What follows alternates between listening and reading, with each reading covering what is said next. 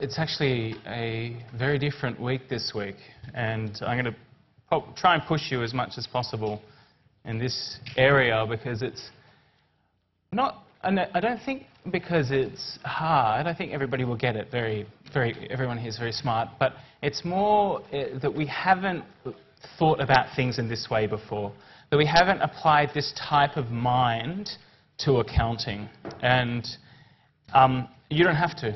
You absolutely don't have to. But the difference between people who can do this mind and who can't is the difference between people who can use this set of tools and who can't use this set of tools, or who won't be able to use this set of tools. They're just going to be the people who are getting pushed around by them, thinking that they're in charge, thinking they know what's going on. So it's always worth being, again, the two people that just sat down the back, come down the front for me, please.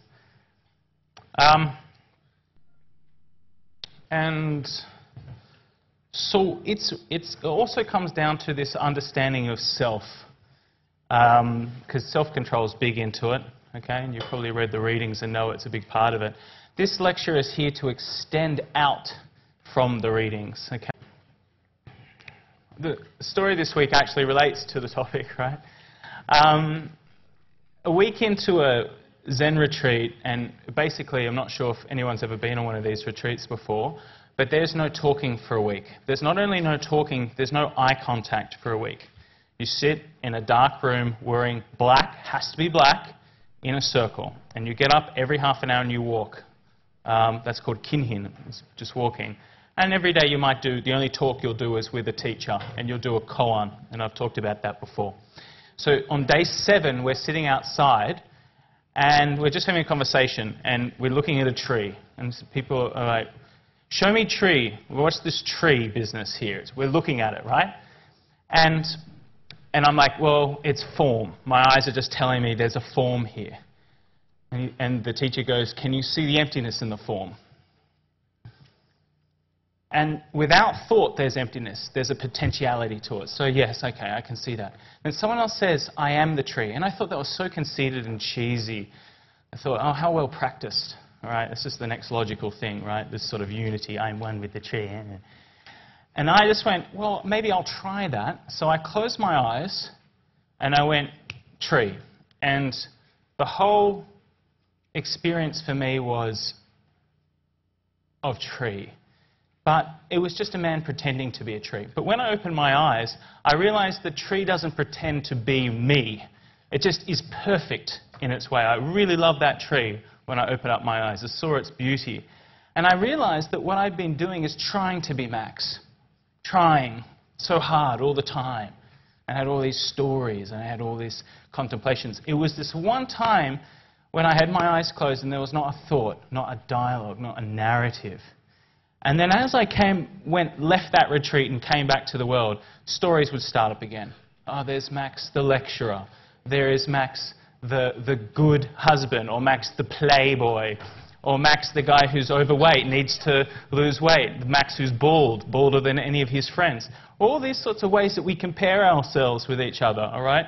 The, financially reasonably successful Max, like all these sorts of ways that you're putting yourself in, making these stories about how you sit amongst other people in comparison, all stories about yourself. So I realized, and this, it's very well documented, and other people have had this realization, so it's nothing special, but that I was just these loopy stories, these narratives that go on. And in order to understand social control, in order to understand self-control, we need to understand those stories, how to use them, how to work them, how they form, how they disappear, how creative they are, how powerful they are. And we'll talk about them today.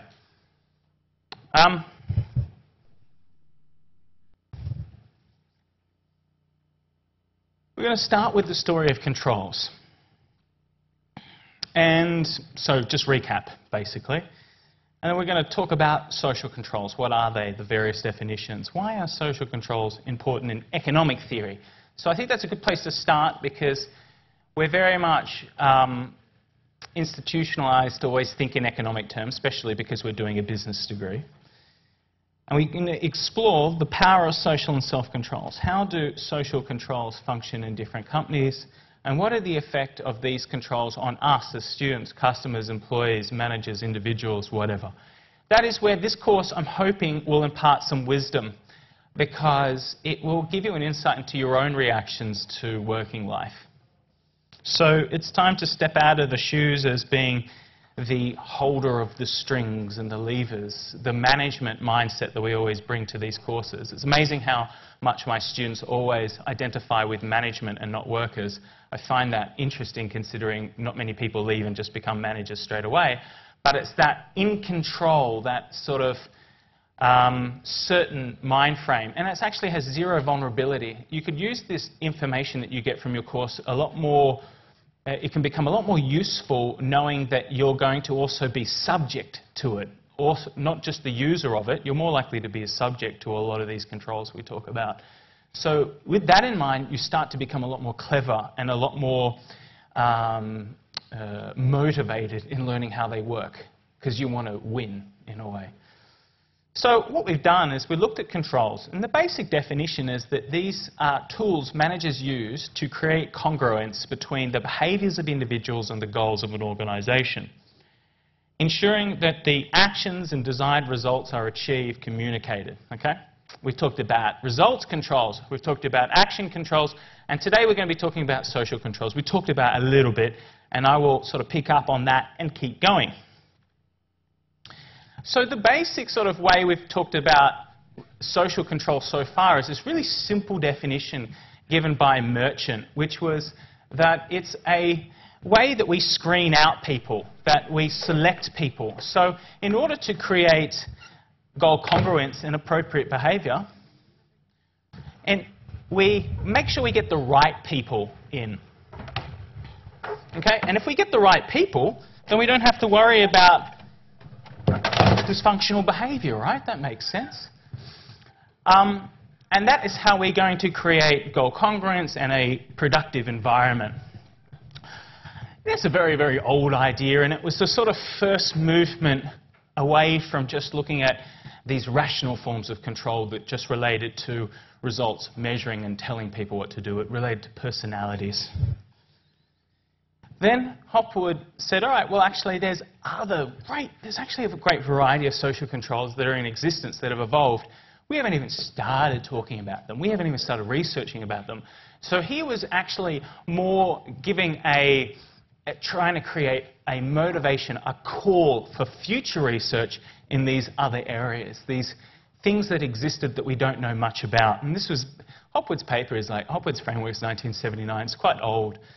And it's sort of like, hey, culture and ethos exists in an organisation. The way we do things. Let's try and understand that. Informal guidelines, language, attitude adopted by work groups. There's a lot in language. There's a shitload in language, all right? So you can really use it in different ways.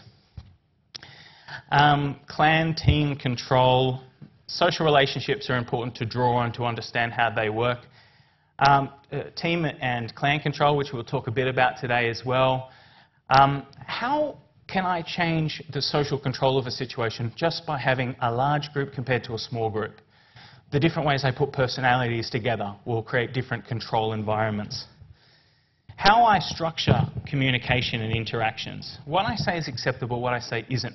The medium of the communication between people.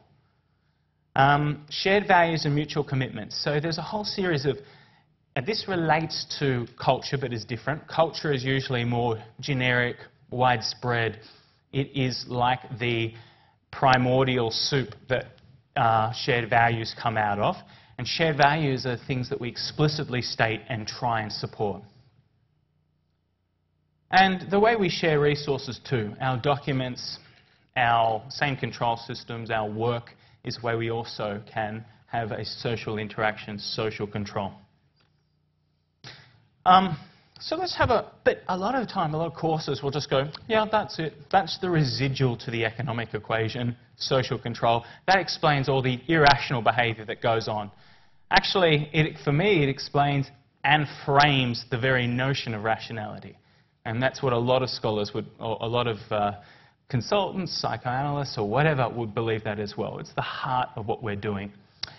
And because we start with the psyche. We don't start with a concept of an individual being a rational box that does something. We start with a person.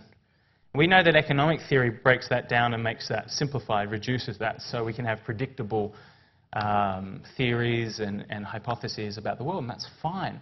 But actually, there's a whole world we're missing, which is so much more rich and inner than economic theory is helping us with. But I'll start with economic theory. And I'll even give an economic justification of why we look at social control. So who came up with the idea that the firm is a nexus of contracts? It's a very old idea. It's all transaction economics. Transaction cost economics is based on this idea. Two people. Williamson, okay, is the more recent one, and Coase is the old one, 1921. It's a very old idea. But an organisation is basically a set of long-term contractual commitments between people. Suppliers, capital, managers, employees, customers, okay, and there is relationships between them that exist inner and out of the market. Okay, it exists in a relationship to the market, but it is not the market in many ways. And why is there an economic reason for firms? Why is there one? Well, there's two. The first one is that they produce products that are more complex than markets can deliver in its short-term myopic outlook. You need a hierarchical structure, long-term commitments to produce quite complex things. The second thing is as an internal audit function. Not just complexity, but quality improves in a hierarchical firm structure because it's a self-checking mechanism. You have a division of labour, you have some labour checking the other labour, you also have a specialisation, so that's why the quality improves as well. Okay? But what Uchi argues, which is why I'm going here, is that this atmosphere, this thing we've created called a firm, also has a social environment to it, whereby people share values, cultures, dreams, aspirations, ambitions. And it's not just the contracts that commit people and bind people to the firm, this thing called a firm.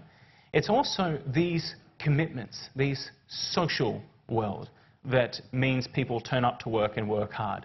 In fact, it is more on people's mind than the contractual reason. Okay? You do not value university to the extent of the fee that you pay. You don't come here and go, I've paid this much fee, I should get this much out of a class. There is a whole series of other personal commitments, identities, narratives that we talked about before that you bring, that you want to nourish, that you want to develop and you want to sort of actualize is why you come to uni. Okay? It's not because you've had a contractual arrangement and you're going to need this and then you've got to... There is a sort of instrumental function to it in the fact that you want to get a job. Okay? But your experience in the class is not one of contracts. It's something completely separate. So something else is binding you to coming here. And employees to their firms and managers to their firms and suppliers to their customers. And Uchi argues that this control is actually really good for the functioning of organizations, creates more commitment, more control. And it actually supplies a form of control that firms don't have available to them in rational ways. So it's a form of control that works for clever people, okay, that also circumnavigates dysfunctional behaviour. With just contracts, there is still a lot of movement for dysfunctional behaviour and a lot of movement for shirking, a lot of movement for decoupling one's actions from one's presentation of actions, either lying in the contracts or in accounting or whatever. But with social control, it is actually creating an inner commitment towards actually working for a firm. So it's actually quite a powerful mechanism. So Uchi is really important because he delivers an economic reason behind social control. He pulls it out of being a residual to the contractual understanding of a firm to becoming a centerpiece of why people come and get together and organize. So let's make this relevant to us, okay? What's the story of your life? I can say it's probably quite similar for most people here. Tell me, what is someone's dream job? Tell me about a dream job. I might pick on someone if I know their name. Courtney, what's your dream? Okay, so let's just call it booze. right? Generic, some shitty company, right? Booze is pretty good. Or Bain or whatever, but it's booze, right? And they're like, hey, come work for us, right? Will you be okay with $200,000 a year? You're right with that? The limo waiting out the front, come work for us, right? Tell me about your experience there, the narratives that come about. You don't have to, but I'll help you out, right? It would be one of, my God, the first thing is your vision of self changes completely. You are now a management consultant, you're no longer a student. Who can I tell, how can I tell stories about myself? What does this mean for me? What is my trajectory? It is all aspirational. It is all hopeful and beautiful, and it is so heart-filled and so genuine. Maybe for the first month, 6 months, year, 2 years, things have to change, don't they? You have to develop, you have to nurture that inspiration that you first had. Now all of a sudden I go, it's not $200,000, it's $100,000. $65,000. It is $2,000 less than PwC.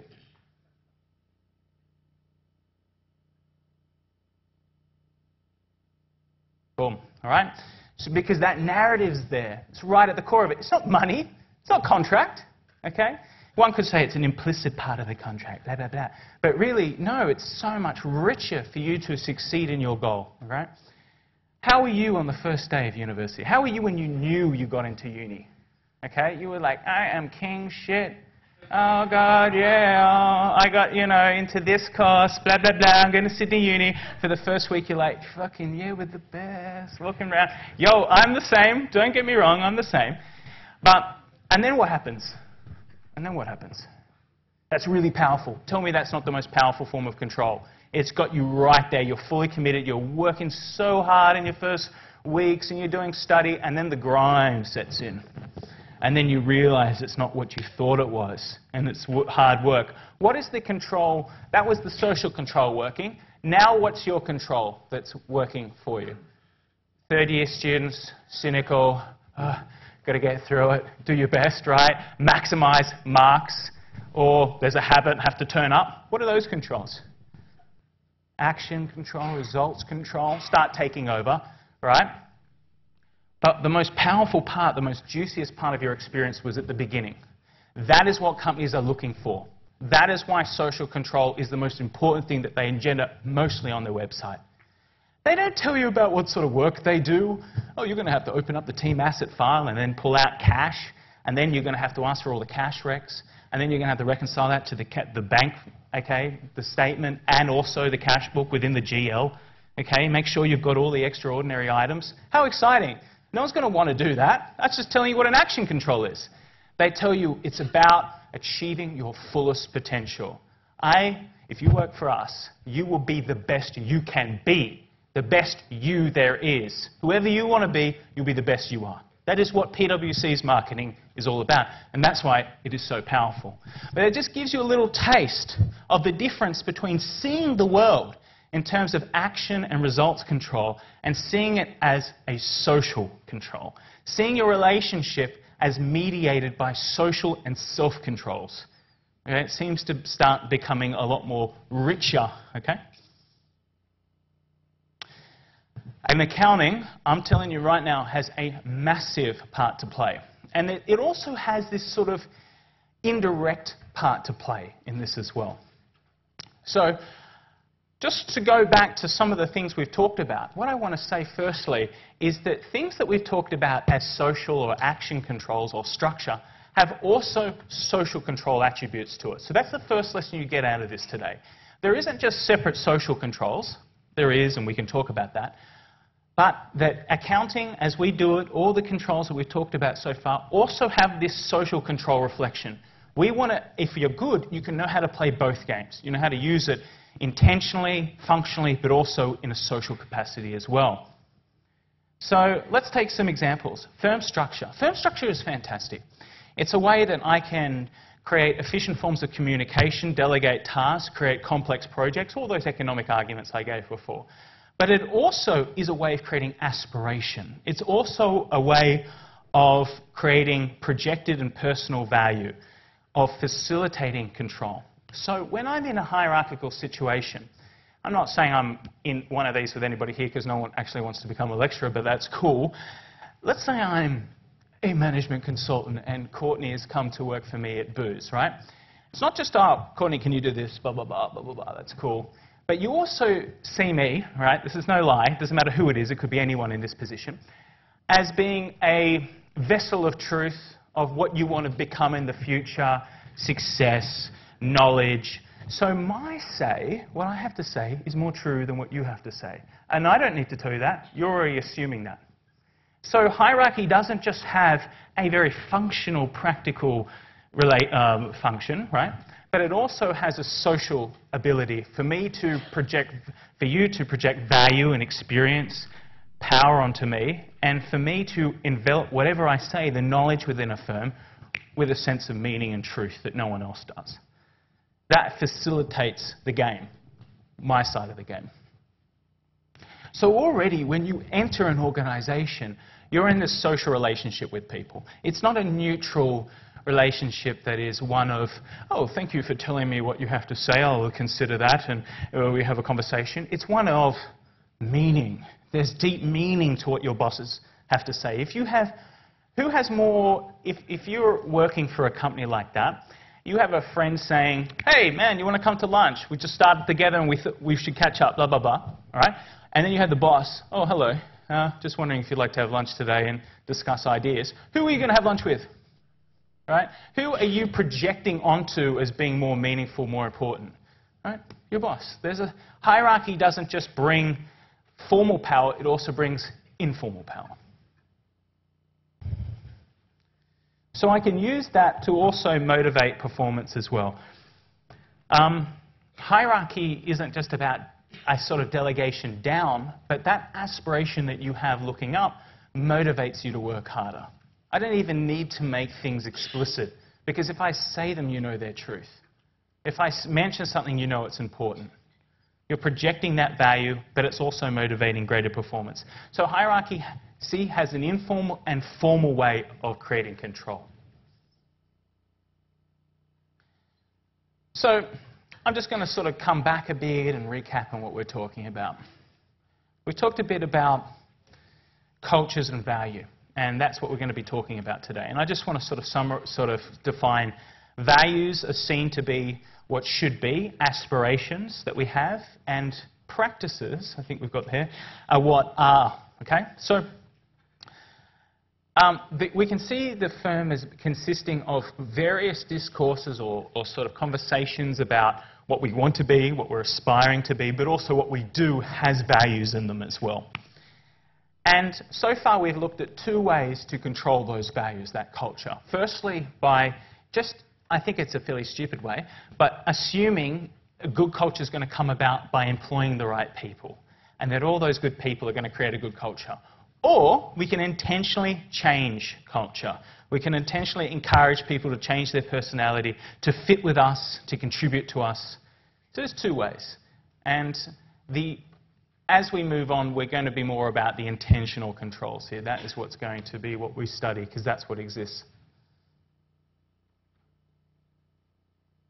Now, we talked about hierarchy, but there's also other ways that accounting can contribute to social control. We see it as structure. Power relations can determine who sees who, also who projects value onto who.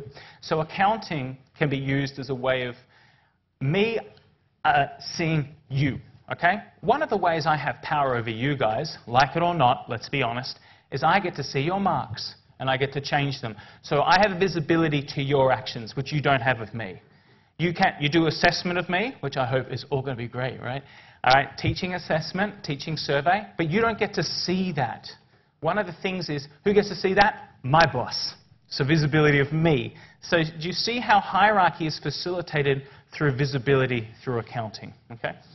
We'll talk a bit more about how that changes the psychology of people. That being made visible has a social implication. We've already seen how hierarchy has a social implication. Then we're going to see how being made visible with accounting has a social implication as well, through being surveyed. So that's the second point. Other ways, Accounting information can support changes in technology and just general cultural changes as well. So I can use accounting to bring in a new quality system, HR system, new marketing or new sort of product development because I know how to use accounting information and accounting information that supports my agenda. Okay, so it has within it, if you can control the language of accounting, you can control the firm's agenda. Okay, that's your third point. And also, there's really, really blunt ways as well. Literally writing out a mission statement and marketing information. Some people would argue that is a form of accounting. Okay, we're getting looser and looser here, but we talked about it last week. Simon's levers of control. We have belief systems. All right, that is a control. That's an accounting system that tries to direct people's behaviour, motivate people explicitly. Okay, it's more obvious. Okay, so here are just some examples, and that comes from the Gabriel paper that you'll be doing. So I'm just going to then give you more context for this stuff, because you're not going to have it in your readings. So I told you about how accounting has a social impact in the way it creates a surveillance of people's behaviour. So there's two effects. The first one is you know that you're being watched, so you work hard and you try and achieve these goals.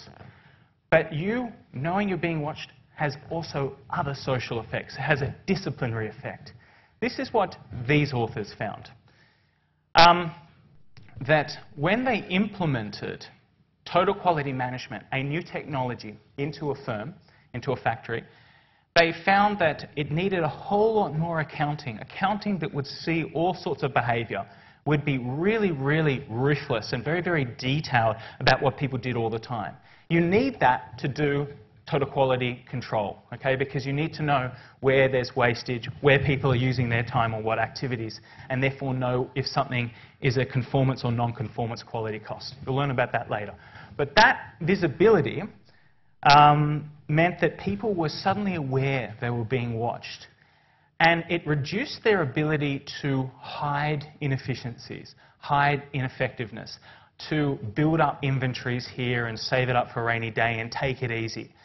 And it actually created a lot of stress within and a whole lot of dysfunctional, other forms of dysfunctional behaviour within that workplace. The knowledge of being watched and the potential of being blamed and reprimanded, as people were in the case, put stress on workers and but also created a very disciplined workforce. So managers actually felt they needed to impose their targets less and less and less because workers themselves were taking on the targets. So the same thing would go for you guys if I all of a sudden made a whole bunch of your activities around uni visible. Hey, I'm not even judging you on it. I'm just making them visible. Okay, how much time you spend talking to someone, in the library working, this and that. All of a sudden, just you knowing you're being watched when you're studying, you'll be a shitload more productive. But also a lot more stressed because there's a lot less space. There's a lot of space in people's working day of just doing, relaxing, talking, things like that. It helps you cope with the day. But if I take all that out, all of a sudden you're working, you're really, really productive, but you're also more stressed. This is a really interesting paper because it was the first time that someone had flipped accounting from being something that was rational, a measuring control, to being something that gave us an insight into the psyche of people around being watched. Now, I've got this idea of panopticon there. Does anybody know what panopticon is? Has done liberal studies, knows who Michel Foucault is, or something like that? Anybody know who Michel Foucault? Okay, so the idea of surveillance was introduced in the 1800s. And it was this movement away, as democracy started to take off in the West, you couldn't just go around beating the shit out of people anymore, or tying them up in the street and torturing them in public. We had to make prisons. We had to pretend it was a democracy, right? But prisons were very unruly places, and we didn't have enough guards to watch all the bad people. So what they did was they made an architecture within the prison called a panopticon that would make people think they were being watched. So it was in a ring, all the cells were in a ring, and they had a central guard tower where you couldn't see where the guards were looking. They had guns, they'd shoot you if you were misbehaving. So just the very thought that you could be watched at any time, people started to self-discipline. And the psyche behind it was that they moved the big bad policeman oppressor from being out here, the other, which I can run away from, sucked in, to being in here. All of a sudden, I self-regulated my behavior. And that is what people consider to be the birth of postmodernism. The movement of power away from being explicit, okay, and something we're separate from, to being something that's inner. How much more self-regulated and ambitious are you than your parents, and then your parents from your grandparents? It is something that was constantly moving within our postmodern society. And that's also propagated by high levels of narcissism, self-esteem, things like that as well, which will, researchers behind them will talk about. Okay, so we can see that there's a normal effect to accounting, and also if you can use accounting to create a self-management as well. Another tool that has been introduced, and this was actually one of the first explicit forms of social control, is called appraisals. Originally it was called management by objective. It is the biggest idea in 1976. If we were here back in 1976, probably everything would look the same. If Sydney hasn't changed, I'd just be wearing flares. I'd have a comb over, because shaving your head wasn't cool then. And we'd be talking about management by objectives. What is that? It's the idea that every individual has to personalize the organization's goals. So I manage through getting you to associate with the firm's goals. And it was a very sort of rational way of saying, what's your goal and how are you going to help the firm achieve its high-level goal? How does your goal contribute to the bigger picture, blah, blah, blah. That's a very sort of straightforward thought. And actually, over time, it has been adopted by almost every company in the world. It's called appraisals now, performance appraisals. Who has done a performance appraisal? What company did you work for? Tax office, right? Yeah, ATO. Oh, sorry, Australian Tax Office? Okay. And you do it 6 monthly, and you have to say in your own performance appraisal, how are you going to contribute to these key performance areas? Everyone's going to have to do one at least 100 times in their life. Okay? People who work at David Jones have to do it. People who work in Coles have to do it. Everyone has to do them. And it's a way of getting you to associate with what the goals are and remember what they are and try and achieve them. It gets you to identify with the firm. One of the things that happened, though, that research found, is that they were starting to be used as ways of not rationally assessing people and their work, but assess values. Companies started to use them as a way of suggesting what personalities they would require and how people to change their personalities to fit within a more organizational psyche. So if it was PwC, then if you're a wild man, right, you'd be sort of pulled down a bit and said, you've got to be more professional. You can't overemphasize things. You have to use this language. You have to use that language. It was used to emphasize certain personalities. And so assessment stopped being done on the basis of your work and started being done on the basis of who you were. So that is what Barbara Townley finds in 1989. I haven't got up there, so I'm recording it, which is good. The power of this was that it appeared scientific. It kept all this sort of scientific language about being an objective review of your performance. And therefore, people really bought into appraisals and really took it upon themselves when they weren't achieving the personality fit. That was the twist. That was the powerful part of it, is that it created the objectivity of it meant people believed in it more. Also, things when people weren't performing, or when people were performing, it was never done, in my view, you're not performing. It was done, I don't think you have partner potential. I don't think you are achieving your full development, full excellence. So the language started to change in these across the board to reflect, to say that lack of conformity in terms of personality was dressed up as a lack of performance or development or excellence, these sort of bigger ideas.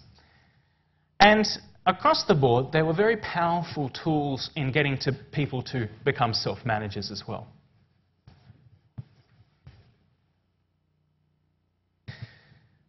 Let's talk about another social control. Casing, and that's what you're going to be, the reading you're going to be doing in that horrible Eat Large book. You want to lug it in. If you're training for that, what's that fat mudder or mud rucker or what is it called? What have they just had? Tough Mudder. If you're training for that, lug that book in, right? Put some electric probes on it or something. Okay, and so ideas in that book, you'll have this paper. And it's actually awesome, okay?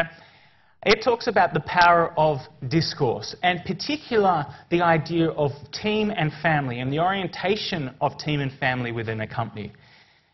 And it's a very, very common use of language in companies. So it's not just this case. It's actually reflective of a greater truth that's going on. This is an example. What is this company? This is a great example. These guys do it all the time. So I'm going to give you a practical example of it. Victoria Coffee, right? It's good coffee, right? Anyone know that? You know that ad?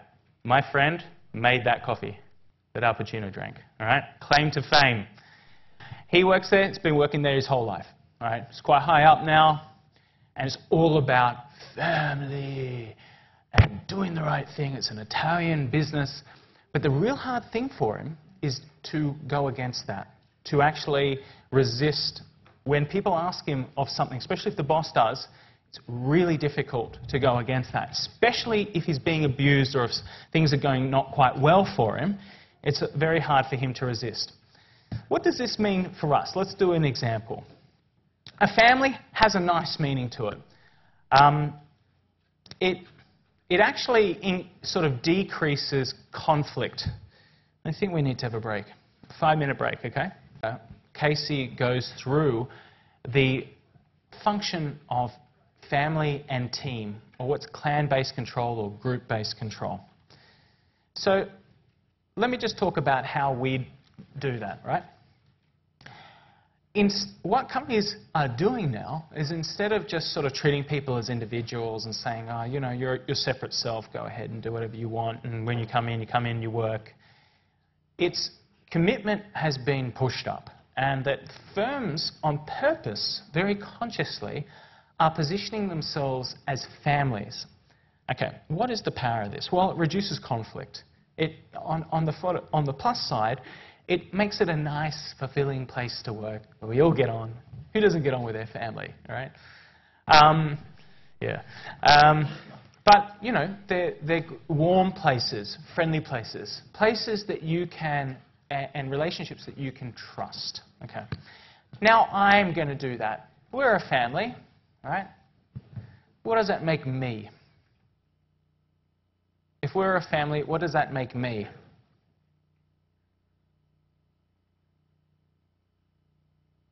Tell me, what does it make me? Father? Father or mother, right? Is it easy to say no to the father? Is it easy to say no to the mother? Some people say yes with so much gusto that it's obvious it isn't. But there's always something there's always something painful in that, because it's more than just saying no to someone neutral that you don't know, that you have a professional relationship with. There is a toughness to it. There's a quality that is hurtful when you have to say no. So what Casey finds is that actually the use of family in companies masks a certain deeper level of power relations that are imposed on workers, on managers, or whoever. A greater level of commitment and control than would be without those terms, without those ideas.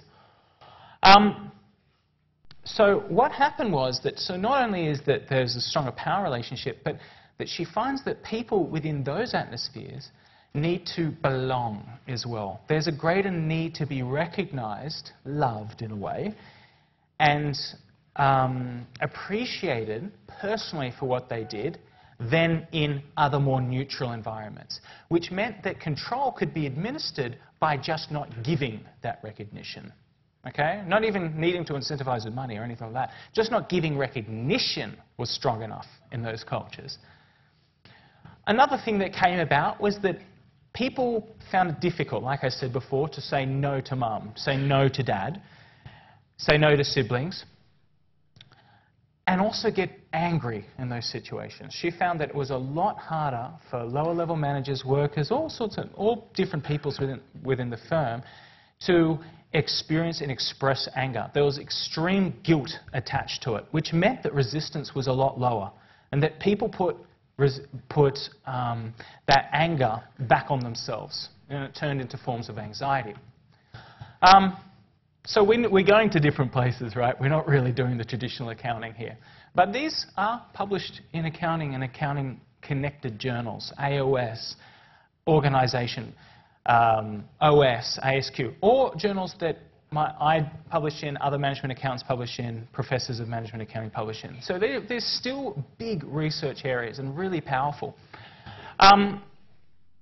Okay, so pressure to behave like you're in a family, it reduces their autonomy and freedom to resist. The team becomes a great source of power. The other thing too, and you can really see this in PwC and audit engagements, is that the team arrangement had itself a lot more power than working in an open environment. So if you were part of one person amongst many in a particular division, and you had a sort of informal team that you didn't really care about, it had a lot less control than if you were in a tight team, especially if that team was separated from the rest of head office. So the more you worked in a smaller team and it was just you guys doing an audit on site, that is an intensely powerful control situation. It is so difficult to not work, to resist, to come late, to disagree, or to actually just behave differently from a certain prescribed personality fit. I'm not sure if anybody here's worked at PwC or KPMG. Anybody? Or any of the big four accounting firms, blah, blah, blah, right? Did you work off-site in a team? Okay. I did for many years, and I always found that it was so much more difficult for me to talk on the phone or do another sort of work that I thought was adding value, but the boss didn't, or even just the team manager didn't. Or if I sort of talked in a language that was sort of looked down upon, I got so much more pressure in that situation than if I was just in the office doing normal work. Okay? So what Casey argues is that people take on the role of power when they're separated. So you actually just step into the shoes of the boss when you are the boss in a local situation. And also, in a family situation, people self-discipline or discipline each other in relation to what power wants. So we're all in a team, and, right? Not, you know, look at this guy, he's cowering away, sorry. Right? Rebel will get you. All right, so, but you can really see that difference. So this is what Casey's talking about. Gabrielle, so this is your other paper. Oh, this paper is interesting because so much of what we're looking at is getting all depressing. Oh, social control, you get control doing this, you get control doing that. Oh, you know, in appraisals and in teams and oh God. You know what? I don't get controlled. I'm completely independent. And Gabrielle is like, yeah, actually, there is some freedom still in social control. They're not as ubiquitous as some researchers have made out. Instead, the relationship we have with social control is one of a mediating effect that has an impact on us, but is more of something we draw upon to tell our own stories. So it's not that I walk into PwC and I'm like, oh, I'm controlled by all the power here and it's making me do all this work, but that part of my own narratives about my own experience and my own achievements are tied up with PwC. I need it in a way to feel good about myself. And so in a way I'm controlled, but it's not totalizing. So Gabriella is saying, actually there's other things, race, gender, age, sexual preference as well, give us an ability to disassociate and to disidentify with organizational goals. So he's interested in the way that people can resist social control. And so how are some of the ways we do that? Well, if you work for, I keep coming back to PwC for some reason, no issue. You know, PwC, and it's very jockey, and it's very football-y, and blah, blah, blah.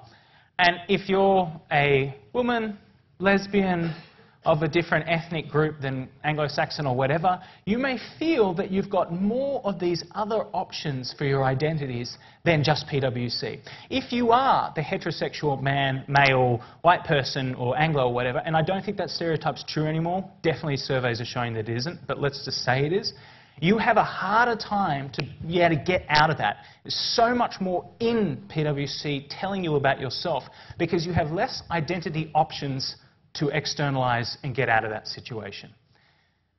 So there is freedom there. So one of the ways that companies are then getting around that is that they're making their environments, their marketing, their social controls more diversity-based. Okay? So then less about race or preference for sport and more about personalities, which cross over racial, gender, whatever, okay? Religion, whatever. And that way, they're moving their social controls from something that was usually an organic thing that happened because everybody was the same to being something they're actually consciously doing. Okay.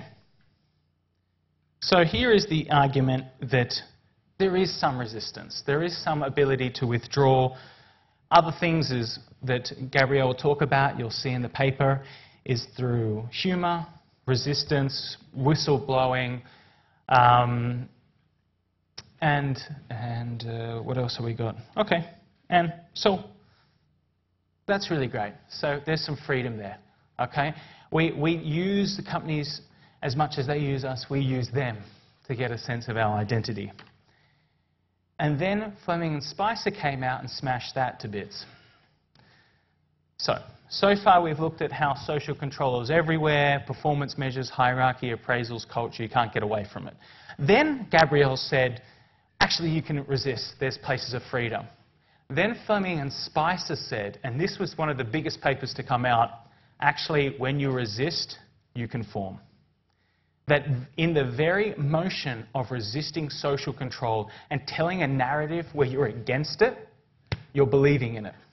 You are associating with it. So one of the examples that these guys use is the cynicism and resistance used at McDonald's. So there's a lot of young, clever, angry people working at McDonald's. And they are working really fucking hard, right? And so what they did was they studied how those people are able to work so hard, not resist, and yet resist at the same time. What they found was the little trinkets of McShit t-shirt and the fucking and running in the toilets. McDonald's is an oppressive empire. Fuck this shit. Gave people the distance, allowed people the freedom in their mind to say, I'm doing right? I'm doing my bit to resist. Fuck the man, and get back in there and work. And so what they found was actually creating a little bit of resistance and space is a really good thing for control. It gets you to buy back into it. It gives people the space to keep working. And that was one of the most scary and sinister little things that I read years ago when it came out. I was like, oh, damn, that is clever. Okay, so the inner space is created in the mind so the body can keep obeying. Okay.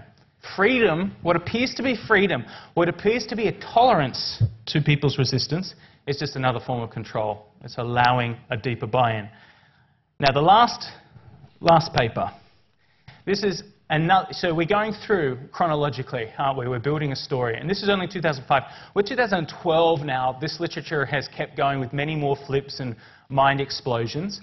But this mind explosion came from our head of school called John Roberts, and you might have him if you do corporate governance or whatever. His argument is that we see so much of ourselves in accounting. Accounting's really important because it reflects narcissistically who we are. You are the man who got the target, who met it or who didn't. You're a piece of shit. So our image of ourselves, as reflected in appraisals, targets, our boss's reports on us, our cost figures, are all a reflection of our competency.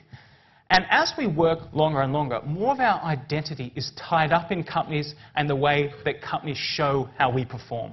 So accounting becomes more and more important for us in terms of identity. It is a reflection, it is a narcissistic reflection of our need for recognition. So what's narcissism mean? It is the concept that you need another for recognition. You don't have enough here, okay? You're not confident enough. You need to have other people reflecting back to you how good you are. That's why it is argued, and I don't believe this, that your generation is the narcissistic generation, or narcissism is increasing, because psychologists would argue that you guys need to always be told you're doing well. Okay, that's not my experience, but that is what they're saying in child psychology, developmental psychology, and things like that. Because we've been raised, and I'll put myself in this category, in an environment where we're constantly told, doing good, you're doing good. So you're constantly working for this, right? You're not working for this. Okay, but we're all like that. So it doesn't matter what generation we are. It's still a mechanism behind all of us. It is the underlying mechanism by which ego works, okay? That's the Freudian argument. So we are placing our need for recognition out there in accounting. The issue is we don't have control over it. So we're alienated from the very source of our own identity. So John's argument is you don't even need control because we are already in a mutual embrace with power. It should be a deadly mutual embrace with power. We enter power and we enter that relationship with power on our own volition, because we want its recognition as it gives it to us through accounting. We don't even need to be controlled physically because your opinion of me matters. So I'm already there. I'm already doing what you want me to do. So this is the world we're in now, okay? Good luck with it all. Perhaps that's why I started with the story of meditation. The best thing to do in terms of social control is get perspective. Leave the workplace, think about what's going on, quiet the mind and reflect. Okay? All right, guys. Well, that was the last lecture with me. Good luck for the rest of the course. Thank you. Thank you.